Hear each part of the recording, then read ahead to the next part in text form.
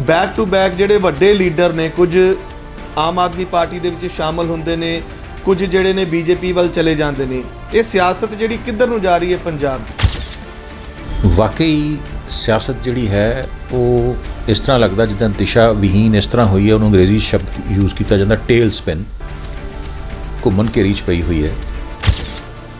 ਅਸੀਂ ਦੇਖਦੇ ਹਾਂ ਕਿ ਨਾਰਾਜ਼ ਲੋਕ ਜਦੋਂ ਦੇਖਦੇ ਆ ਕਿ ਇਹ ਪਾਰਟੀ ਦਾ ਜਿਹੜਾ ਹੈ ਇਲੈਕਸ਼ਨ ਤੋਂ ਬਾਅਦ ਭਵਿੱਖ ਚੰਗਾ ਨਹੀਂ, ਤੇ ਲੋਕ ਉਸ ਨੂੰ ਛੱਡ ਕੇ ਜਾਣਾ ਸ਼ੁਰੂ ਹੋ ਜਾਂਦੇ। ਮਨਪ੍ਰੀਤ ਬਾਦਲ ਪਹਿਲਾਂ ਅਕਾਲੀ ਦਲ ਸੀ, ਫਿਰ ਉਹਨਾਂ ਨੇ ਆਪਣੀ ਪੀਪਲਸ ਪਾਰਟੀ ਆਫ ਪੰਜਾਬ ਬਣਾਈ, ਫਿਰ ਕਾਂਗਰਸ 'ਚ ਆਏ, ਹੁਣ ਉਹ ਬੀਜੇਪੀ 'ਚ ਸ਼ਾਮਿਲ ਹੋ ਗਏ। ਔਰ ਉਹਨਾਂ ਦੀਆਂ ਜੇ ਪੁਰਾਣੀਆਂ ਸਟੇਟਮੈਂਟਸ ਦੇਖੀਏ ਤੇ ਉਹ ਕਹਿੰਦੇ ਕਿ ਕਦੇ ਹੋ ਹੀ ਨਹੀਂ ਸਕਦਾ ਮੈਂ ਉਸ ਪਾਰਟੀ 'ਚ ਜਾਵਾਂ। ਭਗਵੰਤ ਮਾਨ ਦਾ ਆਪਣੀ ਹੀ ਪਾਰਟੀ ਦੀ ਸਰਕਾਰ 'ਤੇ ਗ੍ਰਿਪ ਜਿਹੜਾ ਹੈ ਉਸ ਨੂੰ ਵੀ ਲੋਕ ਦੇਖਦੇ ਆ ਕਿ ਉਹ ਕਿਸ ਤਰ੍ਹਾਂ ਅਜੇ ਤੱਕ ਵੀ ਪਰਫਾਰਮ ਨਹੀਂ ਕਰ ਪਾਏ। ਲੁਧਿਆਣਾ ਟਾਈਮਜ਼ ਦੇਖ ਰਹੇ तमाम ਦਰਸ਼ਕਾਂ ਨੂੰ ਪਿਆਰ ਭਰੀ ਸਤਿ ਸ਼੍ਰੀ ਅਕਾਲ। ਮੈਂ ਹਾਂ ਅਮਨ ਸਿੰਘ। ਗੱਲ ਕਰਾਂਗੇ ਭਾਰਤ ਵਰਸ਼ ਦੀ ਸਿਆਸਤ ਦੀ। ਪਿਛਲੇ ਕਈ ਦਹਾਕਿਆਂ ਤੋਂ ਲੋਕਤਾਂਤਰਿਕ ਪ੍ਰਣਾਲੀ ਦੇ ਨਾਲ ਭਾਰਤ ਵਰਸ਼ ਦੇ ਵਿੱਚ ਸਰਕਾਰਾਂ ਚੁਣੀਆਂ ਜਾਂਦੀਆਂ ਨੇ, ਸਿਆਸਤਦਾਨ ਜਿਹੜੇ ਅੱਗੇ ਆਉਂਦੇ ਨੇ, ਵੱਡੇ ਅਹੁਦੇ ਮਿਲਦੇ ਨੇ। ਪਰ ਪਿਛਲੇ ਕੁਝ ਸਾਲਾਂ ਤੋਂ ਵੇਖਿਆ ਜਾ ਰਿਹਾ ਕਿ ਜਿਹੜਾ ਸਿਆਸੀ ਉਥਲ-ਪੁਥਲ ਹੋ ਰਹੀ ਹੈ, ਚਾਹੇ ਉਹ ਪੰਜਾਬ ਦੀ ਸਿਆਸਤ ਦੀ ਗੱਲ ਕੀਤੀ ਜਾਵੇ ਜਾਂ ਬਾਕੀ ਸੂਬਿਆਂ ਦੀ ਸਿਆਸਤ ਦੀ ਗੱਲ ਕੀਤੀ ਜਾਵੇ। ਕਿਹਾ ਜਾਂਦਾ ਸੀ ਕਿ ਅੱਗੇ ਜਿਹੜੇ ਸਿਆਸਤਦਾਨ ਹੁੰਦੇ ਸੀ ਜਾਂ ਲੀਡਰ ਹੁੰਦੇ ਸੀ, ਜਿੱਥੇ ਉਹ ਆਪਣੀਆਂ ਪਾਰਟੀਆਂ ਦੇ ਪ੍ਰਤੀ ਵਫਾਦਾਰ ਹੁੰਦੇ ਸੀ, ਉਸ ਦੇ ਨਾਲ ਨਾਲ ਦੇਸ਼ ਪ੍ਰਤੀ ਵੀ ਉਹਨਾਂ ਦੀ ਭਾਵਨਾ ਜਿਹੜੀ ਬਹੁਤ ਮਜ਼ਬੂਤ ਹੁੰਦੀ ਸੀ। ਪਰ ਅੱਜ ਕੱਲ੍ਹ ਵੇਖਿਆ ਜਾ ਰਿਹਾ ਕਿ ਸਿਰਫ ਔਰ ਸਿਰਫ ਜਿਹੜੀ ਕੁਰਸੀ ਦੀ ਸਿਆਸਤ ਰਹਿ ਗਈ ਹੈ। ਸੱਤਾ ਹਥਿਆਉਣ ਦੇ ਚੱਕਰ ਦੇ ਵਿੱਚ ਕਈ ਜਿਹੜੇ ਲੀਡਰ ਨੇ ਪਾਰਟੀਆਂ ਬਦਲ ਲੈਂਦੇ ਨੇ। ਸਿਆਸੀ ਮਾਹਰ ਜਿਹੜੇ ਇਹੀ ਕਹਿੰਦੇ ਨੇ ਕਿ ਉਹ ਸਿਰਫ ਔਰ ਸਿਰਫ ਕੁਰਸੀ ਦੀ ਸਿਆਸਤ ਕੀਤੀ ਜਾਂਦੀ ਹੈ। ਸਮੇਂ-ਸਮੇਂ 'ਤੇ ਅਸੀਂ ਇੱਦਾਂ ਦੀਆਂ ਚੀਜ਼ਾਂ ਦਰਸ਼ਕਾਂ ਦੇ ਰੂਬਰੂ ਕਰਦੇ ਹਾਂ। ਅੱਜ ਅਸੀਂ ਮੌਜੂਦ ਹਾਂ ਲੁਧਿਆਣਾ ਦੇ ਵਿੱਚ ਪ੍ਰੋਫੈਸਰ PR ਭੋਗਲ ਦੇ ਕੋਲ। ਉਹਨਾਂ ਦੇ ਨਾਲ ਵਿਚਾਰ ਚਰਚਾ ਕਰਾਂਗੇ ਇਸ ਬਾਬਤ। ਭੋਗਲ ਸਾਹਿਬ, ਤੁਹਾਡਾ ਬਹੁਤ-ਬਹੁਤ ਸਵਾਗਤ ਹੈ। Thank you. ਭੋਗਲ ਸਾਹਿਬ, ਪਿਛਲੇ ਕਈ ਸਾਲਾਂ ਤੋਂ ਇੱਕ ਚੀਜ਼ ਵੇਖਣ ਨੂੰ ਮਿਲ ਰਹੀ ਹੈ। ਗੱਲ ਕਰਾਂਗੇ ਜਦੋਂ ਕੈਪਟਨ ਅਮਰਿੰਦਰ ਸਿੰਘ ਉਹਨਾਂ ਨੇ ਅਸਤੀਫਾ ਦਿੱਤਾ ਸੀ ਮੁੱਖ ਮੰਤਰੀ ਪਦ ਤੋਂ। ਉਸ ਤੋਂ ਬਾਅਦ ਚਰਨਜੀਤ ਚੰਨੀ ਜਿਹੜੇ ਨੇ ਉਹਨਾਂ ਨੂੰ ਪੰਜਾਬ ਦਾ ਮੁੱਖ ਮੰਤਰੀ ਕਾਂਗਰਸ ਪਾਰਟੀ ਵੱਲੋਂ ਬਣਾਇਆ ਜਾਂਦਾ ਹੈ।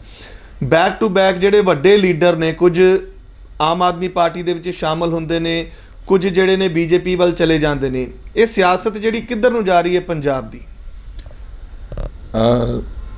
ਨਾ ਸਿਰਫ ਪੰਜਾਬ ਦੀ ਬਲਕਿ ਇਸ ਦੇਸ਼ ਦੀ ਸਿਆਸਤ ਕਿੱਧਰ ਨੂੰ ਜਾ ਰਹੀ ਹੈ, ਜੇ ਸਵਾਲ ਇਹ ਪੁੱਛਿਆ ਜਾਵੇ ਤਾਂ ਉਹ ਵੀ ਬਹੁਤ ਵਾਜਿਬ ਸਵਾਲ ਹੋਏਗਾ।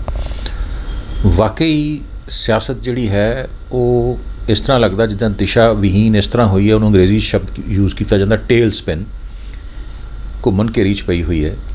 ਸੱਤਾ ਦੀ ਦੌੜ ਦੇ ਵਿੱਚ ਸਾਡੇ ਰਾਜਨੀਤਿਕ ਦਲ, ਉਹਨਾਂ ਦਾ ਜਿਹੜਾ ਹੈ ਸੱਤਿਆਨਾਸ਼ ਹੋ ਚੁੱਕਾ। ਵਿਚਾਰਧਾਰਾ ਜਿਹੜੀ ਰਾਜਨੀਤਿਕ ਦਲਾਂ ਨੂੰ, ਪੋਲੀਟੀਕਲ ਪਾਰਟੀਜ਼ ਨੂੰ ਇਕੱਠੇ ਰੱਖਦੀ ਸੀ, ਜਾਂ ਹੁਣ ਵੀ ਜਿਹਨਾਂ ਦੇਸ਼ਾਂ ਦੇ ਵਿੱਚ ਲੋਕਤੰਤਰ ਬਹੁਤ ਮਜ਼ਬੂਤੀ ਨਾਲ ਚੱਲ ਰਿਹਾ, ਵੈਸਟਰਨ ਵਰਲਡ ਜਿਹੜਾ ਹੈ, ਵਿਚਾਰਧਾਰਾ ਦਾ ਔਰ ਪਾਰਟੀ ਪ੍ਰੋਗਰਾਮਸ ਦਾ ਬਹੁਤ ਇੱਕ ਜ਼ਬਰਦਸਤ ਰੋਲ ਹੁੰਦਾ।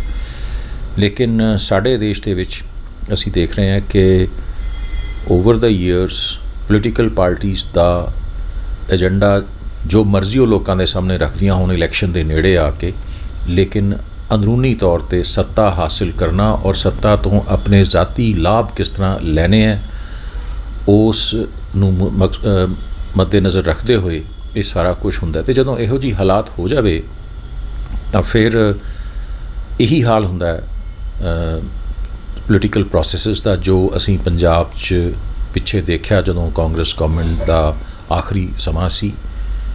ਔਰ ਹੁਣ ਵੀ ਦੂਸਰੇ ਰਾਜਾਂ ਦੇ ਵਿੱਚ ਇਸ ਤਰ੍ਹਾਂ ਹੋ ਰਿਹਾ। ਔਰ ਇਹ ਹੁਣ ਤੋਂ ਨਹੀਂ ਹੈ। ਮੈਂ ਮਹਿਸੂਸ ਕਰਦਾ ਕਿ ਪੰਡਿਤ ਜਵਾਹਰ ਲਾਲ ਨਹਿਰੂ, ਜਿਨ੍ਹਾਂ ਨੇ ਸਾਡੇ ਦੇਸ਼ ਦੇ ਲੋਕਤੰਤਰ ਦੀ ਇੰਨੀ ਮਜ਼ਬੂਤ ਨੀਂਹ ਰੱਖੀ, ਉਹਨਾਂ ਦੀ ਮੌਤ ਤੋਂ ਬਾਅਦ ਕੁਝ ਸਾਲਾਂ ਬਾਅਦ ਇਹ ਟ੍ਰੈਂਡ ਸ਼ੁਰੂ ਹੋ ਗਿਆ ਸੀ। ਖਾਸ ਤੌਰ 'ਤੇ ਜਦੋਂ Mrs Indira Gandhi prime minister ਬਣੇ, ਅਸੀਂ ਦੇਖਦੇ 1967 ਤੋਂ ਲੈ ਕੇ 1971 ਤੱਕ ਕੀ ਕੁਝ ਨਹੀਂ ਹੋਇਆ। ਪੰਜਾਬ ਦੇ ਵਿੱਚ ਉੱਪਰੋਂ ਥੱਲੀ 3 ਸਰਕਾਰਾਂ ਬਣੀਆਂ ਟੁੱਟੀਆਂ, ਸਰਦਾਰ ਗੁਰਨਾਮ ਸਿੰਘ ਦੀ, ਪ੍ਰਕਾਸ਼ ਸਿੰਘ ਬਾਦਲ ਦੀ, ਲਛਮਣ ਸਿੰਘ ਗਿੱਲ ਦੀ। ਉਹ ਇਹੀ ਖੇਲ ਸੀਗਾ ਕਿ ਓਵਰਨਾਈਟ ਇੱਕ ਦਲ 'ਚੋਂ ਲੋਕ ਨਿਕਲ ਕੇ ਦੂਸਰੇ ਦਲ ਚਲੇ ਜਾਂਦੇ ਸੀ, ਸਰਕਾਰ ਡਿੱਗ ਪਈ, ਨਵੀਂ ਸਰਕਾਰ ਬਣ ਗਈ, ਕੁਝ ਮਹੀਨੇ ਬਾਅਦ ਦੁਬਾਰਾ ਫਿਰ ਹੋ ਗਿਆ, ਫਿਰ ਗਵਰਨਰਸ ਰੂਲ ਲੱਗ ਗਿਆ। 1978 ਦੇ ਵਿੱਚ ਅਸੀਂ ਦੇਖਦੇ ਹਾਂ 1980 ਤੋਂ ਬਾਅਦ ਜਦੋਂ ਪੰਜਾਬ 'ਚ 9 ਰਾਜਾਂ ਦੇ ਚੁਣਾਵ ਕਰਵਾਏ ਗਏ, ਚੌਧਰੀ ਭਜਨ ਲਾਲ ਹਰਿਆਣਾ ਦੇ ਮੁੱਖ ਮੰਤਰੀ ਜਿਹੜੇ ਰਹੇ, ਉਹ ਜਨਤਾ ਦਲ ਦੇ ਵਿੱਚੋਂ ਸਾਰੀ ਦੀ ਸਾਰੀ ਆਪਣਾ ਜਿਹੜਾ ਹੈ ਕੈਬਨਿਟ ਔਰ ਸਮੇਤ MLAs ਨੂੰ ਸਾਰਾ ਦਾ ਸਾਰਾ ਸਰਕਾਰ, ਸਾਰੀ ਅਸੈਂਬਲੀ ਕਾਂਗਰਸ ਪਾਰਟੀ ਸ਼ਾਮਿਲ ਹੋ ਗਈ ਸੀ। ਇਸ ਤੋਂ ਵੱਡੀ ਸ਼ਾਇਦ ਦਲ ਬਦਲ ਦੀ ਉਦਾਹਰਨ ਸਾਡੇ ਦੇਸ਼ 'ਚ ਨਹੀਂ ਮਿਲਦੀ।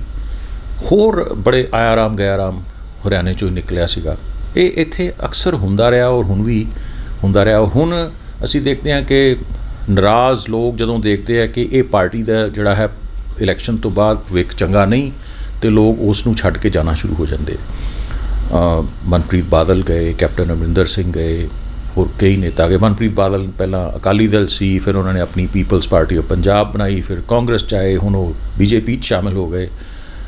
ਔਰ ਉਹਨਾਂ ਦੀਆਂ ਜੇ ਪੁਰਾਣੀਆਂ ਸਟੇਟਮੈਂਟਸ ਦੇਖੀਏ ਤਾਂ ਉਹ ਕਹਿੰਦੇ ਕਿ ਕਦੇ ਹੋ ਹੀ ਨਹੀਂ ਸਕਦਾ ਮੈਂ ਉਸ ਪਾਰਟੀ 'ਚ ਜਾਵਾਂ। ਸੋ ਕੋਈ ਅਸੂਲ, ਕੋਈ ਸਿਧਾਂਤ, ਕੋਈ ਫਲਸਫਾ ਕੰਮ ਨਹੀਂ ਕਰ ਰਿਹਾ। ਸਿਰਫ ਔਰ ਸਿਰਫ ਆਪਣੀ ਜਿਹੜੀ ਹੈ ਸੱਤਾ ਦੇ ਵਿੱਚ ਰਹਿਣਾ ਜਾਂ ਸੱਤਾ ਦੇ ਨੇੜੇ ਰਹਿ ਕੇ ਆਪਣੇ ਜਿਹੜੇ ਕੋਈ ਕੀਤੇ ਹੋਏ ਕੋਈ ਕਰਮ ਨੇ ਉਹਨਾਂ ਨੂੰ ਬਚਾਉਣਾ। ਅਸੀਂ ਦੇਖਿਆ ਪਿੱਛੇ ਪੰਜਾਬ ਦੇ ਵਿੱਚ ਜਦੋਂ ਕਾਂਗਰਸ ਸਰਕਾਰ ਗਿਰੀ, ਆਮ ਆਦਮੀ ਪਾਰਟੀ ਨੇ ਕਰਪਸ਼ਨ ਦੇ ਖਿਲਾਫ ਕੋਈ ਮੁਹਿੰਮ ਸ਼ੁਰੂ ਕੀਤੀ, ਜਿੱਦਾਂ ਦੀ ਵੀ ਸੀ, ਉਹਦੇ ਨਾਲ ਸਹਿਮਤ ਹੋਈਏ ਜਾਂ ਨਾ ਸਹਿਮਤ ਹੋਈਏ, ਬਹੁਤ ਸਾਰੇ ਕਾਂਗਰਸ ਦੇ ਮਿਨਿਸਟਰਸ ਉਹ BJP ਦੇ ਵਿੱਚ ਇਸ ਕਰਕੇ ਸ਼ਾਮਿਲ ਹੋ ਗਏ ਕਿ ਕੇਂਦਰ ਸਰਕਾਰ ਉਹਨਾਂ ਨੂੰ ਪੰਜਾਬ ਸਰਕਾਰ ਦੀਆਂ ਕਾਰਵਾਈ ਤੋਂ ਕਿਤੇ ਨਾ ਕਿਤੇ ਬਚਾਏਗੀ, ਕੁਛ ਨਾ ਕੁਛ ਇਸ ਤਰ੍ਹਾਂ ਹੋਏਗਾ। ਉਸ ਦੇ ਬਾਵਜੂਦ ਵੀ ਕਈ ਲੋਕ ਪਕੜੇ ਗਏ, ਜੇਲ੍ਹ 'ਚ ਨੇ, ਉਹ ਸਾਰਾ ਕੁਛ ਹੋ ਰਿਹਾ।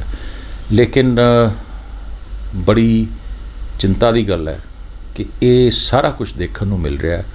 75 ਸਾਲ ਲੋਕਤੰਤਰ ਦੇ ਪੂਰੇ ਹੋਣ, ਆਜ਼ਾਦੀ ਦੇ ਹੋਣ ਦੇ ਔਰ ਲੋਕਤੰਤਰ ਦੇ ਬਣਨ ਦੇ ਬਾਅਦ ਵੀ ਅਸੀਂ ਇੱਥੋਂ ਤੱਕ ਜਿਹੜੇ ਪਹੁੰਚੇ ਹੈ।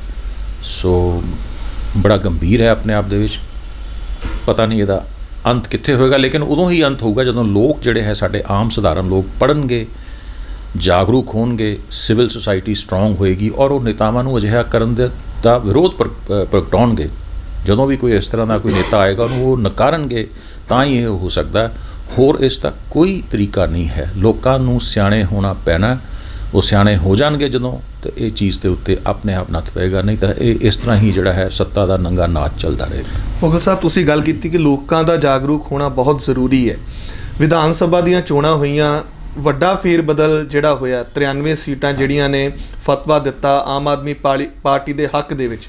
ਆਮ ਆਦਮੀ ਪਾਰਟੀ ਨੂੰ ਬਹੁਮਤ ਦੇ ਨਾਲ ਲੋਕਾਂ ਨੇ ਹੀ ਚੁਣਿਆ। ਅਕਾਲੀ ਦਲ, BJP ਔਰ ਕਾਂਗਰਸ ਨੂੰ ਕਰਾਰੀ ਹਾਰ ਮਿਲੀ ਹੈ। ਕੀ ਲੱਗਦਾ 2024 ਦੇ ਜਿਹੜੇ ਲੋਕ ਸਭਾ ਦੇ ਇਲੈਕਸ਼ਨ ਆਉਣ ਵਾਲੇ ਨੇ ਉਸ ਵਿੱਚ ਵੀ ਇਸੇ ਤਰ੍ਹਾਂ ਦਾ ਰੰਗ ਆਮ ਆਦਮੀ ਪਾਰਟੀ ਦਾ ਦਿਖੇਗਾ, ਜਾਂ ਜਿਸ ਤਰ੍ਹਾਂ BJP ਨੇ ਪਿਛਲੀਆਂ 2 ਟਰਮਸ ਦੇ ਵਿੱਚ ਬਾਜ਼ੀ ਮਾਰੀ ਹੈ, BJP ਸੱਤਾ ਦੇ ਵਿੱਚ ਬਰਕਰਾਰ ਰਹੇਗੀ? ਕਿਉਂਕਿ ਕਿਤੇ ਨਾ ਕਿਤੇ ਗਲਤੀਆਂ BJP ਤੋਂ ਵੀ ਹੋਈਆਂ ਨੇ, ਚਾਹੇ ਉਹ ਕਿਸਾਨ ਐਜੀਟੇਸ਼ਨ ਦੀ ਗੱਲ ਹੋਵੇ, 370 ਧਾਰਾ ਦੀ ਗੱਲ ਹੋਵੇ, ਜਾਂ ਹੋਰ ਕਈ ਚੀਜ਼ਾਂ ਹੋਣ। ਕਈ ਵਾਰ ਵੇਖਿਆ ਗਿਆ ਪ੍ਰਧਾਨ ਮੰਤਰੀ ਨਰਿੰਦਰ ਮੋਦੀ ਜਿਹੜੇ ਨੇ ਪੰਜਾਬ ਔਰ ਪੰਜਾਬੀਅਤ ਦੀ ਗੱਲ ਕਰਦੇ ਵੀ ਦਿਖੇ ਨੇ, ਚਾਹੇ ਉਹ ਗੁਰੂ ਨਾਨਕ ਸੱਚੇ ਪਾਤਸ਼ਾਹ ਦਾ ਪ੍ਰਕਾਸ਼ ਪੁਰਬ ਹੋਵੇ ਸੁਲਤਾਨਪੁਰ ਲੋਧੀ ਦੇ ਵਿੱਚ, ਉਸ ਤੋਂ ਬਾਅਦ ਚਾਹੇ ਲਾਂਘਾ ਖੁਲਾਉਣ ਦੀ ਗੱਲ ਹੋਵੇ। ਕਿਤੇ ਨਾ ਕਿਤੇ ਕਹਿ ਸਕਦੇ ਹਾਂ ਕਿ ਉਹ ਜਿਹੜੇ ਕਿਸਾਨ ਐਜੀਟੇਸ਼ਨ ਦਾ ਦੌਰ ਲੰਘਿਆ ਉਸ ਨੂੰ ਭੁਲਾਉਣ ਦੀ ਕੋਸ਼ਿਸ਼ ਉਹਨਾਂ ਵੱਲੋਂ ਕੀਤੀ ਜਾ ਰਹੀ ਹੈ। ਤੁਹਾਡੇ ਮੁਤਾਬਕ ਕੀ ਲੱਗਦਾ ਕਿਹੜੀ ਪਾਰਟੀ ਜਿਹੜੀ ਹੈ 2024 ਦੇ ਵਿੱਚ ਅੱਗੇ ਆ ਸਕਦੀ ਹੈ? 2024 ਦਾ ਲੋਕ ਸਭਾ ਦੇ ਇਲੈਕਸ਼ਨ ਦੇ ਵਿੱਚ ਪੰਜਾਬ ਦੀਆਂ 13 ਸੀਟਾਂ ਦੇ ਨਤੀਜੇ ਬੜੇ ਦਿਲਚਸਪ ਹੋਣਗੇ। BJP ਪੰਜਾਬ ਦੇ ਵਿੱਚ ਆਪਣੀ ਜੜ ਲਗਾਉਣ ਲਈ ਜੀ ਤੋੜ ਕੋਸ਼ਿਸ਼ ਕਰ ਰਹੀ ਹੈ ਔਰ ਹਰ ਹੀਲਾ ਜਿਹੜਾ ਹੈ, ਸਾਮਦਾਨ ਦੰਡ ਭੇਦ ਜਿਹੜਾ ਹੈ, ਉਸ ਦਾ ਇਸਤੇਮਾਲ ਹੋ ਰਿਹਾ। ਲੋਕ ਦੂਸਰੇ ਦਲਾਂ ਦੇ ਵਿੱਚੋਂ ਉਹਨਾਂ ਨੂੰ ਪ੍ਰੇਰ ਕੇ, ਲਾਲਚ ਦੇ ਕੇ ਆਪਣੇ ਨਾਲ ਸ਼ਾਮਿਲ ਕਰਨ ਦੀ ਕੋਸ਼ਿਸ਼ ਕੀਤੀ ਜਾ ਰਹੀ ਹੈ। ਔਰ BJP ਦੀ ਜਿਹੜੀ ਪੁਸ਼ ਦੇ ਉੱਤੇ ਜਥੇਬੰਦੀ ਹੈ RSS, ਉਹ ਵੀ ਬਹੁਤ ਐਕਟਿਵ ਹੈ ਪੰਜਾਬ ਦੇ ਵਿੱਚ। ਤਰ੍ਹਾਂ ਨਾਲ ਲੋਕਾਂ ਦੇ ਵਿੱਚ ਘੁਸਪੈਠ ਕਰਕੇ ਉਹਨਾਂ ਨੂੰ ਜਿਹੜਾ ਹੈ ਲੁਭਾਉਣ ਦੀ ਕੋਸ਼ਿਸ਼ ਕੀਤੀ ਜਾ ਰਹੀ ਹੈ। ਦੂਸਰੇ ਪਾਸੇ ਇਹ ਵੀ ਸੱਚ ਹੈ ਕਿ ਕੁਝ ਮਹੀਨੇ ਪਹਿਲਾਂ ਹੀ, 10-11 ਮਹੀਨੇ ਪਹਿਲਾਂ ਆਮ ਆਦਮੀ ਪਾਰਟੀ ਨੇ ਪੰਜਾਬ 'ਚ ਬਹੁਤ ਭਾਰੀ ਬਹੁਮਤ ਨਾਲ ਚੋਣਾਂ ਜਿੱਤੀਆਂ, ਅਤੇ ਇਹ ਦੇਖਣਾ ਬਣੇਗਾ ਕਿ ਹੁਣ ਲੋਕ ਸਭਾ ਦੀਆਂ ਉਹ 13 ਸੀਟਾਂ ਦੇ ਵਿੱਚ ਆਮ ਆਦਮੀ ਪਾਰਟੀ ਦੀ ਪਰਫਾਰਮੈਂਸ ਕੀ ਰਹੇਗੀ।